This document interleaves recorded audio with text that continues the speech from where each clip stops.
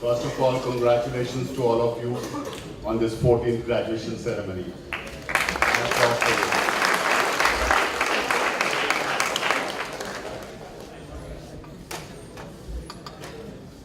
My dear young mariners to be,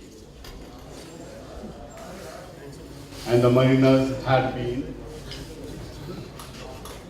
my fellow colleagues, maritime trainers, the Principal RL Institute, Principal Designate RL Institute, Vanakkam.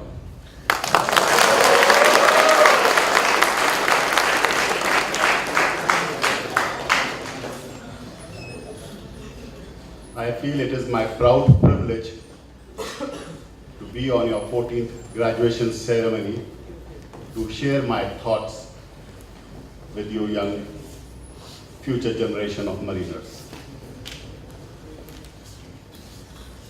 Often when I interact with young cadets, TMEs and ETOs like you, they ask me two questions.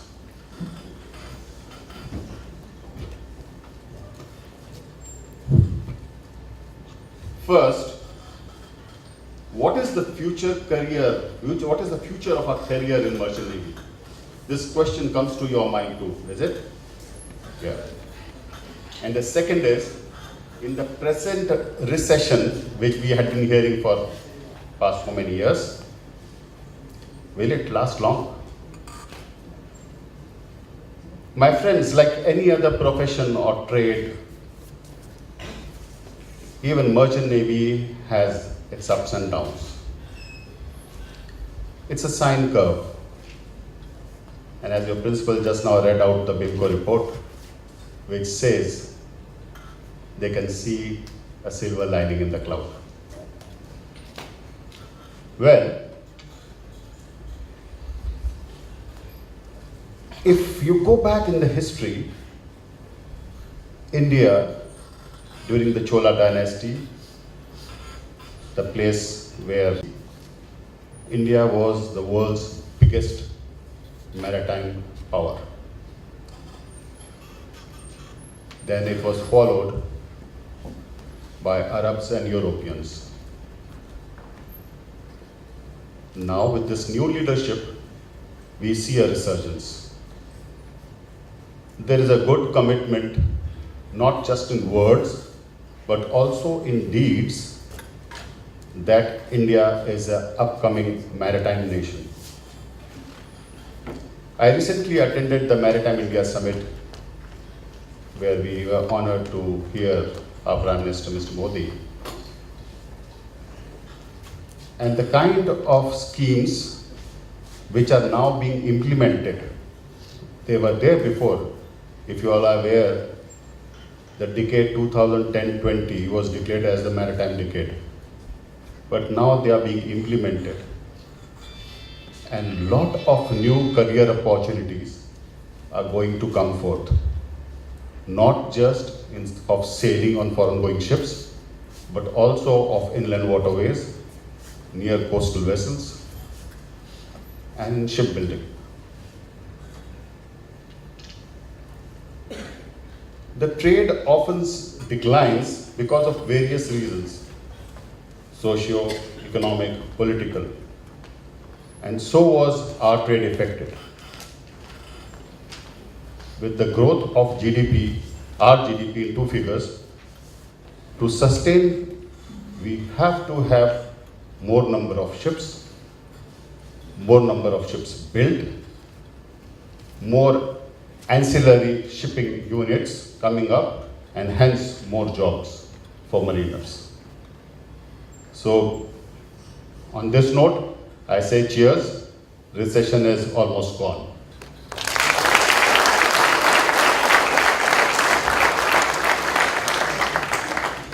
Talking about maritime education and training, today as I stand here before you as an end user of a product of a maritime college like RL Institute, what do I see? What do I want? Only two things. My ships should run efficiently and safely. That is the bottom line. the ship should run efficiently and safely. For that, you people are imparted with knowledge and skill. Mind you, the word skill is very important today, especially with coming in of STCW 2010. The transfer of knowledge and skill happens at your school level over here. Of course, followed by onboard training, where mentoring plays a very important role. As most of my colleagues who have been saying before, they know the importance of mentoring. How a second engineer mentors a fourth engineer or a third engineer. How a chief engineer mentors others below him. Because this particular job where you are heading is not just knowledge based. It is skill based. And skill is acquired hands-on, like you have in shipping campus. Skill is acquired when a person who knows the job teaches you the don'ts and do's of the job. So keep this in mind when you go on board. Having said that, the transfer of knowledge and skill brings in to run efficient and safe ships, but there is a gap between transfer of knowledge and skill, efficient ship and safe ship. There is a gap. And what is that gap? The gap is in the form of change in attitude. If the transfer of knowledge and skill is not bringing a change in attitude in you, it is a failure. The ship will not be efficient, the ship will not be safe. When I say change in attitude, there are so many change in attitudes which are required.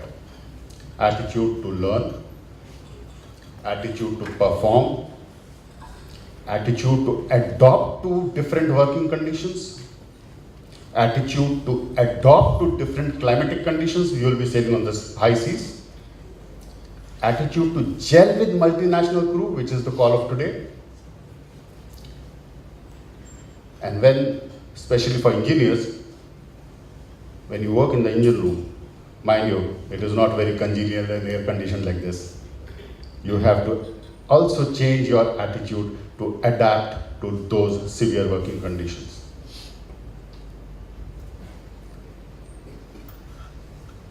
Today, it is this attitude which will take you up the ladder. Why?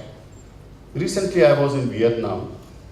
I was sailing on one of their gas ships as a consultant and as also for onboard training. And basis my report, they invited me to start a training center over there. The reason I accepted that was because I saw the attitude in Vietnamese national to learn, to adapt to the changing conditions, to learn English to communicate.